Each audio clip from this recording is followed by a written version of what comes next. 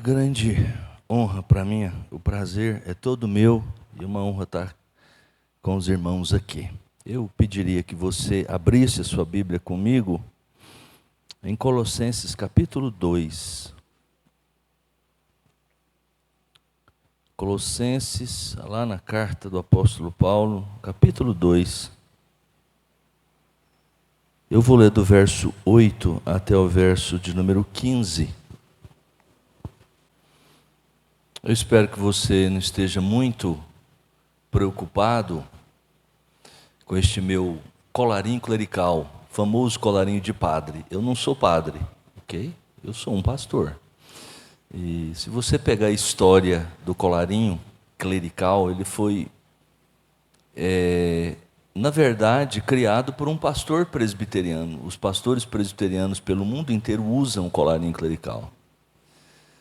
No Brasil, pegaram da gente e tomaram e botaram até um nome, né? Colarinho de padre. Eu uso isso aqui porque o significado do colarinho clerical para mim é muito interessante e me faz lembrar algumas coisas. Primeiro, ele é em torno do meu pescoço, porque os escravos antigos, lá das galés, eles tinham uma corrente ou uma espécie de alguma coisa em volta do pescoço. Isso me lembra que eu sou um escravo de Cristo. Segundo, ele é em torno do meu pescoço, não é das minhas mãos, porque tem a ver com aquilo que eu falo, que sai da minha garganta. Isso me lembra que eu tenho uma mensagem só para falar, que é a mensagem da palavra de Deus. Eu não tenho direito de falar o que eu penso. Eu estou aqui para falar o que a Bíblia diz.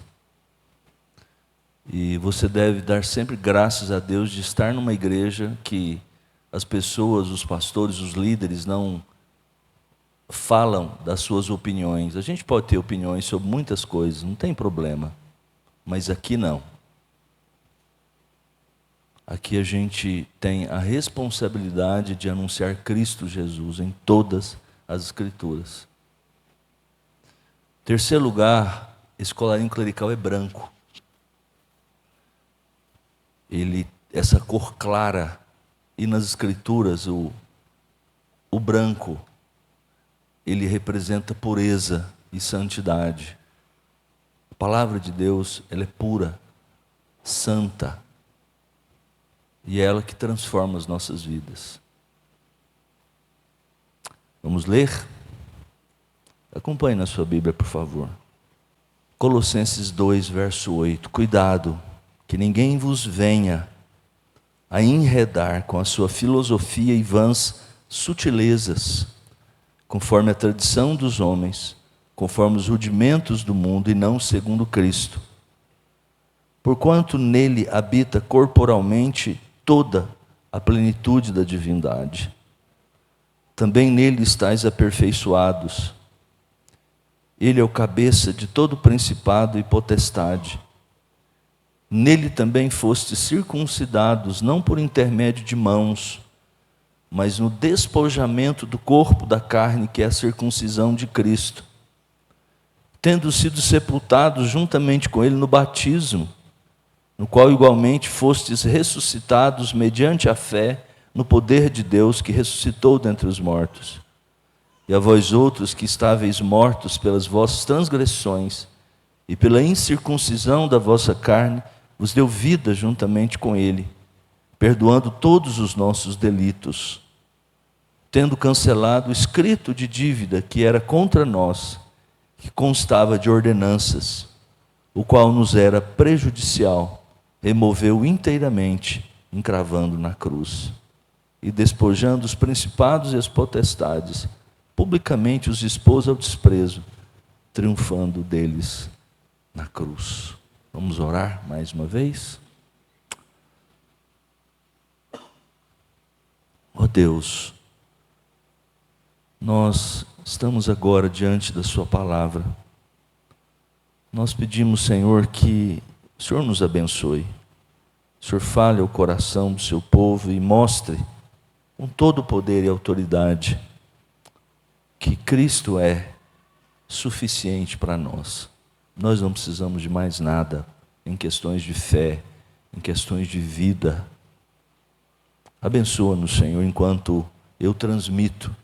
Dá-me unção do Teu Espírito ao falar. E os meus irmãos que ouvem, os seus ouvidos sejam abençoados para ouvir. Repreende, ó Deus, agora todo espírito maligno, todo tipo de tentativa, Senhor, de dispersar a nossa atenção, o nosso pensamento daquilo que será dito. E o Teu povo se empenhe em dar atenção à Tua palavra. Em nome de Jesus. Amém. Não sei se você já teve a curiosidade de, ao ler a Bíblia, começar a ler algum livro desses 66 que nós temos aqui, ou talvez o pastor falando, como, por exemplo, agora, eu li uma porção da carta de Paulo aos Colossenses. Você já se perguntou o que é que motivou Paulo a escrever essa carta? Tem uma história por trás, cada livro, inclusive, da Bíblia. Alguns são mais claros do que outros. Às vezes, eles mesmos dizem o que estão fazendo aqui na Bíblia. Por que eles são a palavra de Deus? Se você ler com atenção a carta de Paulo aos Colossenses, você vai perceber algumas pistas. Mas o grande problema dessa carta, ou que está por trás dessa igreja, Colossenses, né, é uma carta dirigida aos cristãos que moravam na cidade de Colossos. É o nome de uma cidade. Não tem Goiânia, não tem Anápolis. Pois é, lá naquele mundo tinha Colossos. Não existe mais essa cidade. Só ruínas. E ele ficava numa região chamada Vale do Rio Lico. Tinha um rio, o nome era Lico. Está lá até hoje, né? Acho que esse não foi entupido pelo tempo. E algumas cidades onde floresceram igrejas estavam ali naquela região. Uma delas Colossos, a outra Hierápolis, que vai mencionar no capítulo 4 de Colossenses. Sabe aquela igreja lá do Apocalipse, Laodiceia? Ficava bem pertinho também de Colossos. Tanto é que ele dirige cartas a essas igrejas por um problema. Tinha um pessoal que chegou, uma mistura de religião judaica, religiões chamadas de mistério, mais ou menos o que é hoje o espiritismo. Fizeram um sincretismo, religiões de mistério, religião judaica do Antigo Testamento, basicamente, e do cristianismo. Isso é chamado, se você pegar qualquer comentário desse livro, de a heresia colossense, ou seja, alguns mestres, falsos mestres, saíram por aquela região e outras regiões, como saem hoje, batem de porta em porta muitas vezes, dizendo, e qual era a mensagem? Cristo não é suficiente. Não, Cristo sim, ok, joia, foi um grande homem, quase Deus, mas nós precisamos de algo mais, precisamos de ir além. Aliás, esse algo mais é algo que tem pegado a mente, o coração de muitas pessoas neste mundo, e particularmente crentes dentro das nossas igrejas.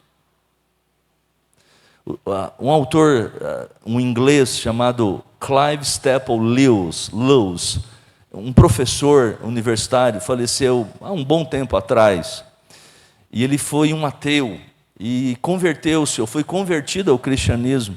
Ele escreveu, depois de convertido, algumas, sabe a série de Nárnia, passou um filme, né? O Leão, a Feiticeira e o Guarda-Roupa, O Navio da Alvorada, livros infantis, mas ele escreveu outras coisas, e tem um livro muito interessante, chamado As Cartas do Inferno, As Cartas do Diabo ao Seu Aprendiz, também veio.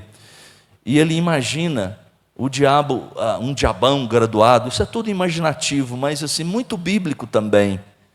Ele imagina um diabão graduado, velho, ensinando um diabinho sobre a arte da tentação. Então, se eu tiver a oportunidade de ler esse livro, são cartas, 28, 29 cartas, onde ele imagina, é imaginativo isso, mas muitas coisas com base na Escritura. Ele imagina assim, o que um diabo ensinaria a um diabinho, porque em questão estava a conversão. Ele trabalhou muito para que alguém não se convertesse, mas essa pessoa se converteu. E aí ele disse, não está tudo perdido não, vamos atazanar, vamos endiabrar a vida desse novo convertido aí. E todas as cartas, então, é ensinando o diabo a como acabar com a vida daquele jovem cristão. Uma delas é muito interessante, ele trabalha com essa ideia, do tipo assim, coloque na vida, no coração, na mente desse cristão, que ele precisa sempre de algo mais. Sabe? Não, pastor, a liturgia dessa igreja está muito ruim, assim, o culto está desanimado, nós precisamos de algo mais. E às vezes é só um problema mesmo de ajeitar, mas muitas vezes essas mudanças que as pessoas estão querendo são muito mais profundas. Querem substituir coisas essenciais. Sabe por quê? E aí Leus diz assim, porque nós temos, parece que foi instigado dentro de nós, colocado dentro de nós aquele horror à mesma coisa de sempre. O pavor à mesma coisa de sempre. Nós queremos mudar. Eu estava conversando com um jovem na minha igreja que ele é inquieto, sabe? E eu disse para ele, rapaz, você precisa... Ele quer mudar agora. Por que você quer mudar? Não, porque eu quero mudar, eu não aguento ficar... Sabe? Nós temos... Quando se trata de uma mudança e que tem consequências. Olha, você é solteiro, você diz aquilo, você tem até direito. Mas e aí? Você já viu se para essa cidade tem uma boa igreja onde você possa... Ninguém pensa nisso. Eu vou mudar. Então, vez ou outra, nós vemos isso na igreja. Não, pastor, vamos colocar precisamos mexer aqui, esse negócio está muito assim. É o horror, a mesma coisa de sempre. E aí a gente busca algo mais. Em resumo, para a gente poder entrar de fato aqui nesse texto, o que estava acontecendo nessa igreja, e que os hereges plantaram, os disseminadores de doutrinas falsas plantaram, é isso. Precisa de algo mais. E note que isso não mudou. Muitas vezes o diabo continua trabalhando da mesma forma. Esse pavor, a mesma coisa de sempre. O prazer pela novidade. Agora eu vou puxar sardinha para minha latinha aqui. Eu sou lá da igreja Bereia. Vocês sabem Bereia, né? Lá, Atos 17, 11. A gente botou o nome na Bereia por causa daquela cidade, outra cidade. Não significa nada. Betel significa alguma coisa. Mas Bereia era uma cidade. Mas é muito interessante. Paulo pregou lá. E o pessoal, de ver que eles eram interessados pelas Escrituras, lá diz que eles eram mais nobres do que os de Tessalônica, porque eles examinavam as Escrituras. Paulo falava e eles iam conferir lá na Bíblia. Será que esse cara está falando sério? Mas o que eu quero dizer, puxando a sardinha aqui, é que você tem naquele capítulo 17, 2 cidades. Começaram 2 trabalhos lá. Um Bereia, o outro em Atenas, no Areópago. É interessante que os de Atenas, lá diz que eles... É uma frase que diz que eles não cuidavam, tinha um pessoalzinho lá, que não cuidavam de outra coisa, a não ser ouvir as últimas novidades. Os bereanos não. Eles examinavam as Escrituras para ver se as coisas eram de fato assim. É isso que a gente deve fazer. Todos precisamos ser crentes bereanos. Olhar nas Escrituras. Hoje é tão fácil da gente, há tantas vozes por aí, né? Com esse negócio de um smartphone na mão, e você, com um toque, você tem um mundo diante de você, você ouve os melhores pregadores do mundo, os piores também. Muito fácil. Hoje eu estou meio entediado, eu quero ouvir um cara mais engraçado. E a gente tem lá, um cara que só conta piada no culto. Todo mundo ri. Não, hoje eu vou um outro aqui. E meu pastor, coitado, né? Depois tem que tirar todas as dúvidas de tudo que eles ouviram a semana inteira. Não ouviram o sermão, gravou, mas talvez nem até repetiu, nem ouviu, mas usou, depois vem para cima da gente, né? Ok. Mas note, as novidades, por causa do pavor, a mesma coisa de sempre, a gente busca sempre novidades. Isso é um perigo, a gente precisa começar a pensar isso muito seriamente. A última moda nos atrai de uma maneira impressionante. Paulo, nos versos anteriores, note aí, versos 6 e 7, ou seja, 2 versos antes do texto que lemos, ordena aos seus leitores para que andem em Cristo, do mesmo modo que ele diz que receberam a Cristo. Eles podem andar em Cristo porque foram inicialmente, diz o texto, arraigados nele, no princípio de sua fé. E nesse fundamento eles continuam sendo edificados, diz o texto, e estabelecidos. Agora, em contraste a isso, olha aí, a sua instrução confiável, resumida aqui nesses versos 6 e 7, os ouvintes devem tomar cuidado. Ele começa assim, cuidado, ou tomem cuidado, que ninguém vos venha a enredar com a sua filosofia e vãs sutilezas. A palavra enredar, ela significa algo como tomar a mente de alguém cativa.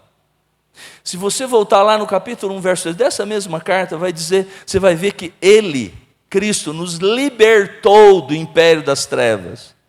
E Paulo está dizendo aqui, cuidado para que ninguém cative, prenda a atenção de vocês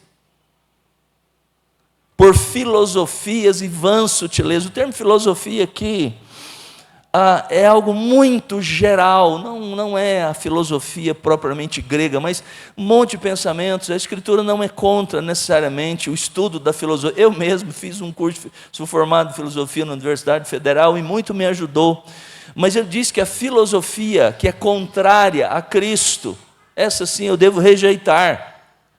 As filosofias e vãs sutilezas, conforme a tradição dos homens, conforme os rudimentos do mundo, e não segundo Cristo. Essas precisam ser, existem filosofias que apontam para Cristo. Essas, obviamente, não tem nenhum problema. Veja, irmãos, a preocupação de Paulo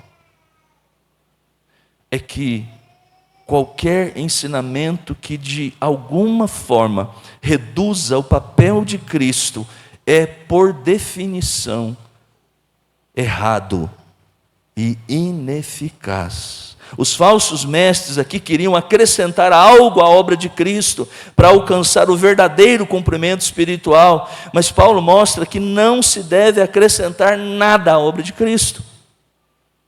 A mensagem de Paulo nesse texto, que é parte central dessa carta, isso aqui nós estamos bem no centro, onde ele desenvolve as principais ideias, é que Cristo é suficiente. E a gente vê isso aqui em 4 declarações. Eu quero dizer resumidamente para vocês nessa noite. Em primeiro lugar, vejamos essas declarações. E a primeira delas é, em Cristo. Por que Cristo é suficiente? A gente não precisa de mais nada. Para o Evangelho, para a igreja, para a nossa vida. Porque em Cristo recebemos plenitude espiritual, poder espiritual. Olhe de novo na sua Bíblia a última parte do verso 8 até o verso 10, ele diz, e não segundo Cristo. Ou seja, filosofias, vãs sutilezas e tudo mais. Não. E não segundo Cristo, porquanto, olha a explicação, Porquanto nele habita corporalmente toda a plenitude da divindade. Também nele estáis aperfeiçoados, o qual é a cabeça de todo principado e autoridade. Esta é uma das declarações, meus irmãos, mais importantes da Bíblia. Essa declaração aqui de que, porquanto, verso 9, nele, deveríamos grifar, sempre olhar para ela, nele habita corporalmente toda a plenitude da divindade. O que isso quer dizer? A maior nova, a mais maravilhosa, Deus, o Deus eterno, a segunda pessoa da Trindade, veio a este mundo. E aquele homem que andou durante 33 anos de sua vida sobre a face da terra, era também o próprio Deus eterno. O Deus sobre tudo e sobre todos, o que criou os mundos e o que mantém o mundo até hoje, e levará ao fim que Ele próprio determinou, para a sua honra e para a sua glória. A palavra usada aqui para habitar foi escolhida com muito cuidado. A gente ajuda os meninos lá no seminário na área de grego. Grego é a língua original. Paulo, quando escreveu Colossenses, ele escreveu no grego, não foi no português, né? E a gente tem traduções, mas é interessante notar como a Escritura Sagrada, a gente entende quando Jesus diz que não pode fugir, você não pode escapar um iota, um i da Escritura, uma vírgulazinha. É tudo inspirado por Deus. Ele podia usar outras palavras na língua original, na língua grega, para falar sobre a divindade de Cristo. Mas ele usa uma palavra, quando usa aqui, nele mora, em Cristo, reside, mora. Não uma divindade temporária, porque havia outras palavras que falavam de alguém como um residente temporário em determinado lugar. O peregrino, por exemplo, a palavra traduzida por peregrino, muitas vezes é essa palavra. Mas ele usa uma outra palavra para falar que a divindade na pessoa humana de Cristo era total, completa. Nós não acreditamos que aquele homem que veio, nasceu em Belém, que a gente vai comemorar daqui uns dias, chega mais um Natal, mais boboseira, besteira vão falar sobre Jesus, né? E a gente tem responsabilidade de trazer a verdadeira mensagem do Natal. Porque o Natal é muito importante, é uma das festas mais importantes da nossa história, desde que comemorada corretamente. É a encarnação de Deus, é essa doutrina. Não importa o dia 20, a gente sabe que não foi dia 25 de dezembro, não entre nessa. Mas é a história de que Deus veio. E naquele homem, naquele bebê, estava toda a plenitude, toda a perfeição da divindade. E a gente não acredita, tem uns hereges antigos, provavelmente começou por aqui, que achava que Jesus era um homem normal, comum, como eu e você, nasceu do mesmo jeito, da mesma forma. Lá no batismo, então o Espírito Santo, a divindade veio sobre ele, e ficou 3 anos no ministério. Depois que eu estava morrendo na cruz, aproveitam erroneamente aquele texto, Deus meu, porque me desamparaste, e diz que aí o divino saiu e ele ficou ali. Não é isso.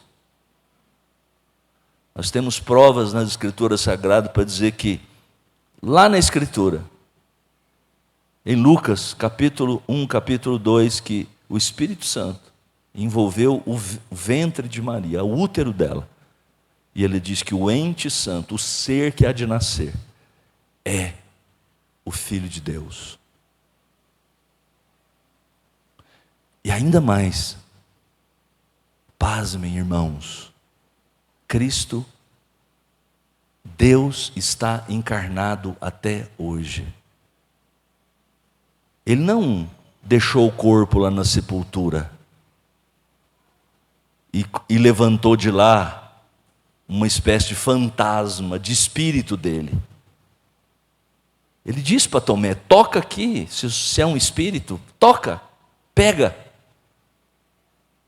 E a Bíblia diz que ele voltou para o Pai no corpo e está encarnado até hoje por causa da nossa salvação.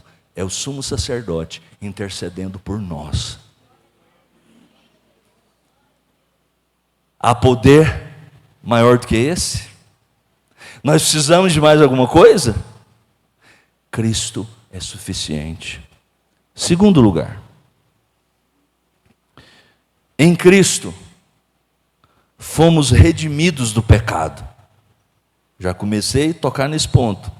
Mas veja aí o verso 11 até o verso 13, a metade do verso 13. Nele também fostes circuncidados, não por intermédio de mãos, mas no despojamento do corpo da carne, que é a circuncisão de Cristo, tendo sido sepultados juntamente com ele no batismo, no qual igualmente fostes ressuscitados mediante a fé no poder de Deus, que o ressuscitou dentre os mortos. E a vós outros que estáveis mortos pelas vossas transgressões e pela incircuncisão da vossa carne, os deu vida juntamente com ele. Em primeiro lugar, talvez essa seja uma das passagens mais difíceis da gente entender aqui de Colossenses. Talvez uma das mais intrincadas, assim, complicadas dos escritos de Paulo, né? Pedro já falou lá na carta dele que Paulo, né, escreve umas coisas difíceis. Possivelmente Pedro esteja falando disso aqui. Mas para a gente poder entender, nós precisamos ter algumas coisas na cabeça. Muito provavelmente os hereges lá de Colossos, da heresia, estavam usando certas terminologias que tem aqui. A palavra plenitude, por exemplo, como eram a mistura de religiões, né, de mistério. Essa palavra plenitude vem de lá. Termos como circuncisão, que você viu aqui, é do judaísmo, é lá do Antigo Testamento. Então, outros termos mais. Então, ele está trabalhando. Veja como Paulo é relevante, né? É como está lá o pessoal combatendo o cristianismo lá na universidade e tal. Aí um cristão vai e usa a própria linguagem deles para mostrar: olha, está aqui. Platão disse isso, o mundo inteligível, o mundo sensível, e ele sabe e usa as mesmas expressões. Paulo está fazendo a mesma coisa. Está pegando a linguagem dos hereges, dizendo assim: olha, aqui está o verdadeiro sentido. Terceira observação para a gente entender esse texto é que realmente ele usa uma linguagem lá do Antigo Testamento. O pano de fundo aqui desses versos são as passagens sobre a circuncisão lá do Antigo Testamento, né? Se você pega aquelas passagens, por exemplo, a circuncisão do filho de Abraão. Como é que é o nome do filho de Abraão? Escapou tudo aqui, né? Isaac. E depois Ismael também. Todos foram circuncidados. Sabe o que é a circuncisão?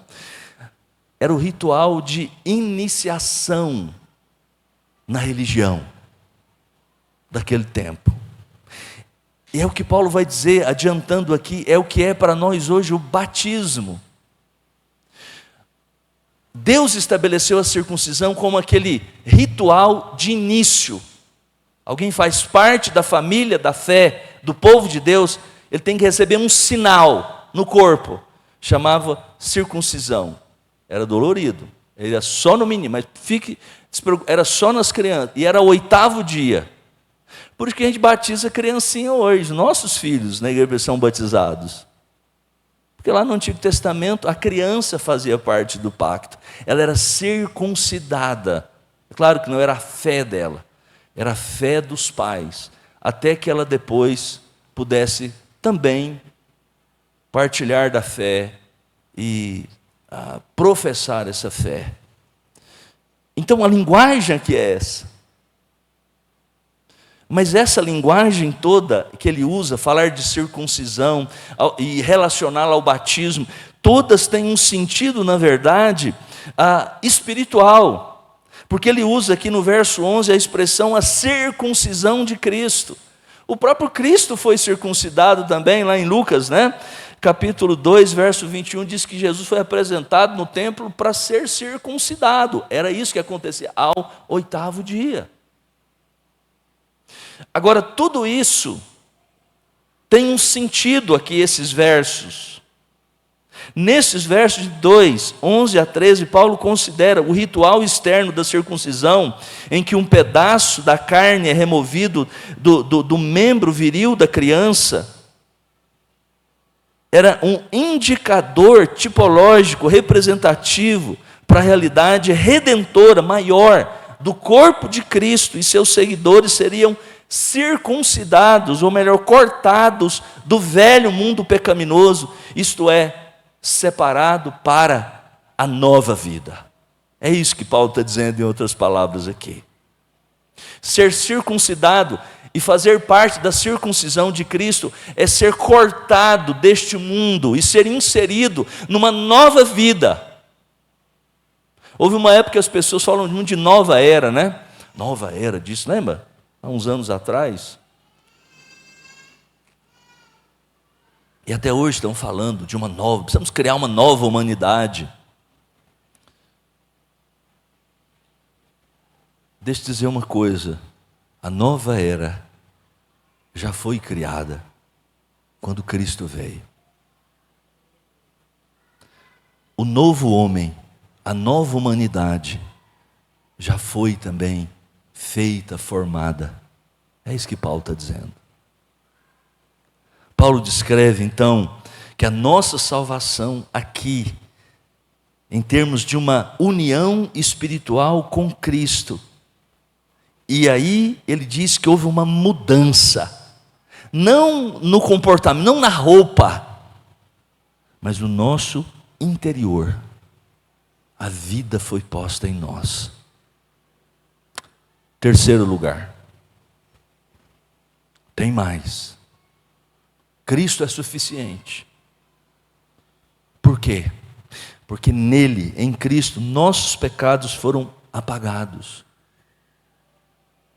Verso 13, a última parte do verso 13 diz assim, até o verso 14, perdoando todos os nossos delitos, tendo cancelado o escrito de dívida que era contra nós e que constava de ordenanças, o qual nos era prejudicial, removeu inteiramente, encravando-o na cruz. Observe aí o final do verso 13, quando ele diz assim, perdoando todos os nossos delitos, os nossos pecados, as nossas transgressões. Em Cristo Jesus nós temos o perdão definitivo. E como é que ele fez isso? O verso 14 dá exatamente a resposta, quando diz assim, que tendo cancelado o escrito de dívida que era contra nós e que constava de ordem, o qual nos era prejudicial, removeu inteiramente na cruz. Tem umas palavrinhas aqui que são muito importantes para a gente entender o que o apóstolo Paulo está dizendo. A primeira delas, essa expressão, escrito de dívida. O que é isso? A gente, de certa maneira, tem uma noção do que significa isso que Paulo está dizendo aqui. Quando você vai comprar qualquer, especialmente um bem durável, como por exemplo uma casa, vai comprar prestação, entra lá na Caixa Econômica Federal, tudo ok, resolvido, aí você vai assinar os papéis. Você já viu, se você está comprando em 300 parcelas, né, são quantos anos? 15, 20, 25 anos. Você tem que assinar uma por uma. Todas as promissórias, são promissórias. Os meninos aqui não sabem nem o que é isso, os mais novos, né? Promissória. Nós mais velhos sabemos. Hoje tudo digital, você resolve tudo, mas Alguém me disse, um gerente de banco, que até hoje é desse jeito. Você vai lá, até hoje você tem que fazer isso. Tem que assinar lá. Tem negócio de assinatura digital de jeito nenhum. Escrito de dívida é isso. A nota promissória. Que começou lá no Éden. Quando Adão pecou. É a sua dívida. A lei de Deus exige que nós sejamos obedientes. Está os 10 mandamentos. Pensa nos 10 mandamentos. Para melhorar, resuma o que Jesus fez, o resumo dos 10 mandamentos. Amar a Deus de todo o coração, de todo o entendimento, de toda a tua força, e ao próximo como a si mesmo. Adão pecou contra isso. Depois dele, o seu filho pecou. O neto dele pecou. O bisneto, o tataraneto. E aí eu não sei nem mais o que expressão usa. Chegou até a mim. Nós temos na nossa conta o pecado de Adão. A culpa original. O pecado original. Nascemos pecadores. Como se não bastasse isso, isso é suficiente para a gente ser mandado para o inferno. Tem os meus e os seus próprios pecados. Culpa original e corrupção. Somos pecadores. Iríamos todos para o inferno. Mas o que o texto diz? Tendo cancelado as notas, o escrito de dívida. O que ele diz? Ele cancelou. É outra palavra importante aqui. Ele anulou. Entender essa palavra é entender o que significa misericórdia maravilhosa do nosso Deus em Cristo Jesus. Está vendo por que o que Satanás quer é desviar a nossa atenção de Cristo, da suficiência de Cristo? Porque se ele conseguir anuviar na nossa mente, se ele conseguir confundir a nossa mente de que nós podemos misturar alguma coisa com Cristo, então ele ganha. A nossa vida cristã é desviada, é empobrecida. No mundo antigo, então, nesse mesmo contexto de escritos, de lavratura, de coisas, havia 2 tipos de materiais em que se podia escrever. Não tinha caderno, como a gente tem hoje, e nem computador aí, nem pensar, mas era o papiro e o pergaminho. E interessante é que todos esses materiais, especialmente o pergaminho, que era feito de peles de animais, eles poderiam ser lavados, as tintas poderiam ser facilmente removidas se passasse uma água com algum produto. Há manuscritos, inclusive antigos, que você percebe claramente que foram escritos, né? Foram lavados e escritos depois, outra coisa em cima. Paulo está tendo isso na visão, na mente. O escrito de dívida foi apagado. Não tem mais nada contra a gente. Essa é a imagem de Paulo.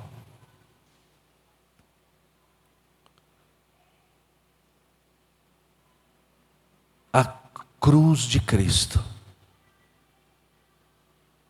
recebeu, na cruz de Cristo, nosso Salvador, recebeu toda a punição que os nossos pecados mereciam. Por isso, o escrito de dívida foi apagado.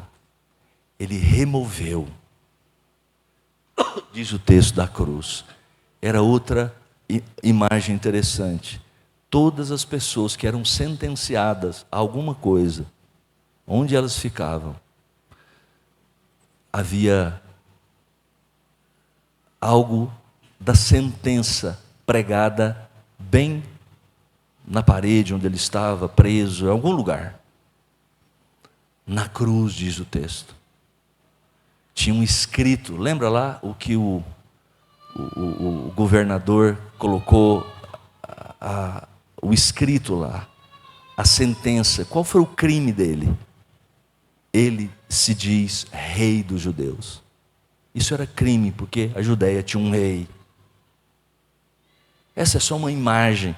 O que Paulo usa dessa imagem para dizer que ele removeu inteiramente da cruz, ou na cruz, um instrumento para perdão dos nossos pecados.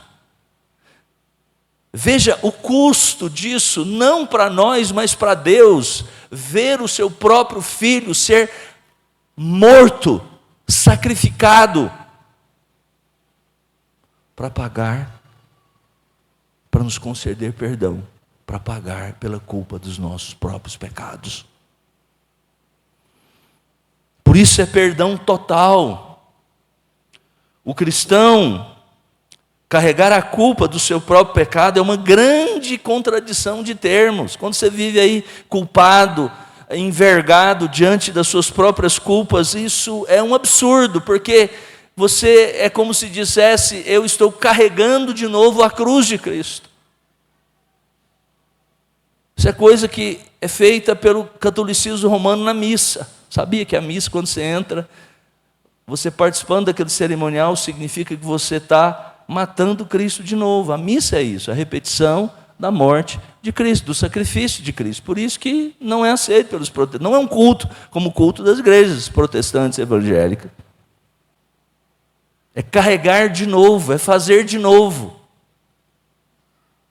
É uma afronta ao sacrifício de Cristo por nós, único, irrepetível. Hebreus é muito claro, quando diz de capítulo 8, capítulo 1, é só ler lá, 9, 10, Cristo morreu uma única vez. Os sacerdotes do Antigo Testamento faziam sacrifícios dia após dia, ano após ano, apresentavam os animais. Ele disse: quando Cristo veio, acabou.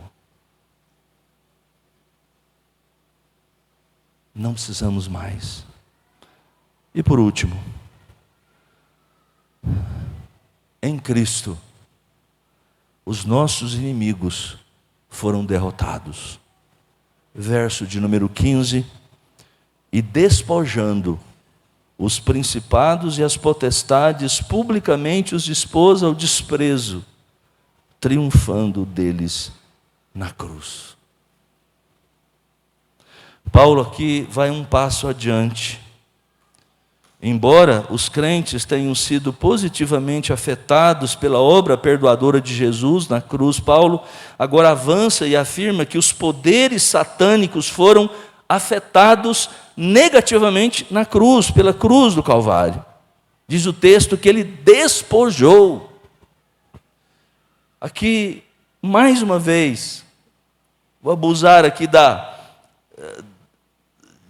explicações. Paulo está usando aqui uma imagem também que era muito presente, especialmente para as pessoas que moravam nas principais cidades do Império.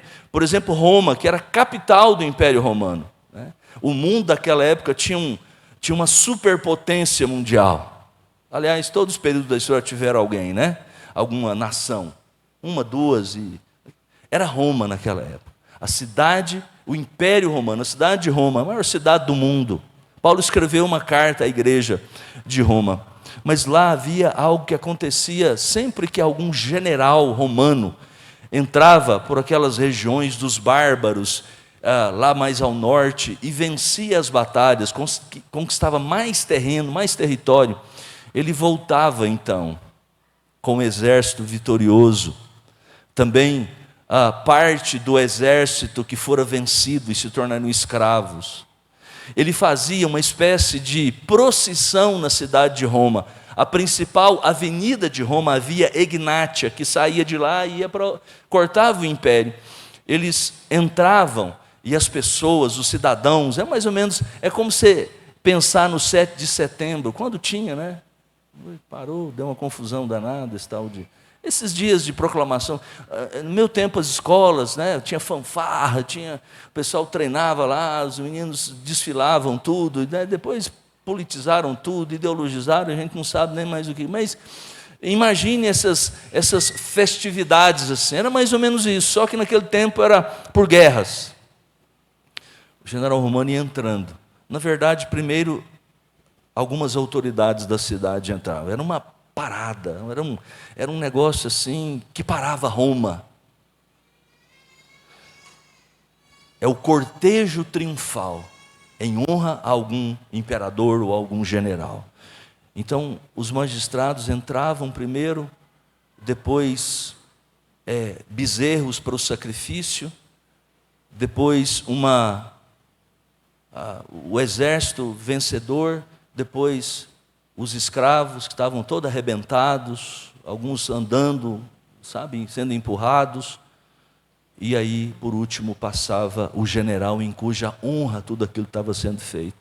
Paulo está dizendo aqui, pegou essa imagem de lá, e pensou, e trouxe essa para uma aplicação para a vida cristã, para a história da redenção, e despojando os principados e as potestades, os expôs ao desprezo. A palavra expor aqui ao desprezo é a mesma palavra que era usada nesse momento do cortejo. A imagem aqui é que Cristo é o vencedor, e que Ele despojou do poder, da autoridade, com a sua morte na cruz do Calvário. Quando os infernos, os demônios pensaram que Ele estava derrotado, Ele levantou ressuscitado dos mortos pela glória do Pai. E Ele expôs essas potestades, esse exército, essa miríade de demônios ao desprezo, triunfando sobre eles na cruz. Essa é a nossa vitória. Essa é a nossa vitória também. É por isso que nós não tememos os poderes das trevas. Elas foram expostas à derrota na cruz do Calvário. Você não tem que amarrar diabo, amarrar demônio. Já viu essa história aí? Está amarrado e não... Já foi amarrado. O texto diz, é isso que ele diz, a linguagem é essa. Ele despojou lá na cruz, não eu, não a minha declaração. Ele despojou, foi Cristo. Ele amarrou o demônio. Está lá em Apocalipse capítulo 20, verso 1 a 3. O diabo está amarrado. O seu poder está cerceado pelo próprio Cristo. E foi a primeira vinda. Eu sei que vocês estão estudando aí algumas mensagens, os pastores estão falando de escatologia, que eu deveria estar falando, mas hoje eu digo, olha, não dá. Mas é um ponto importantíssimo para entender a escatologia bíblica, ou seja, a doutrina das últimas coisas. É que a vitória, na verdade, já ocorreu. Na cruz do Calvário, na ressurreição de Cristo. Está tudo determinado. O diabo está aí fazendo algumas coisas, esperneando, porque sabe que pouco tempo lhe resta, como diz o Apocalipse. Nós presbiterianos somos amilenistas.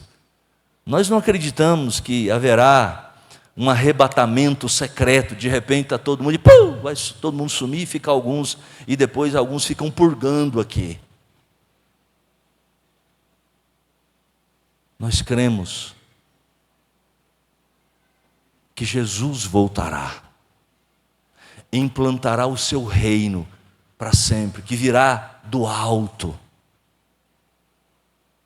Novo céu e uma nova terra será colocado nessa terra, totalmente transformada, e nós estaremos para sempre com o nosso Senhor. Esse é o sentido de milênio de Apocalipse. É agora, entre a primeira e a segunda vinda de Cristo. Mas esse é outro assunto. Eu quero terminar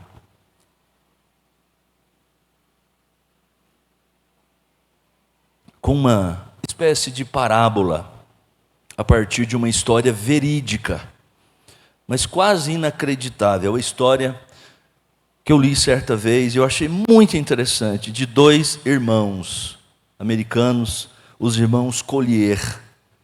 No dia 21 de março de 1947, a polícia de Nova York recebeu um telefonema para ir atender uma casa em que havia uma pessoa morta. Com muita dificuldade conseguiram entrar. Depois de tirar uma tonelada de lixo, coisas velhas, acumuladas, conseguiram tirar 2 corpos de 2 irmãos. Primeiro um, depois o outro, mais tarde. Eram os irmãos Collier. O nome deles era Homer e Langley Collier.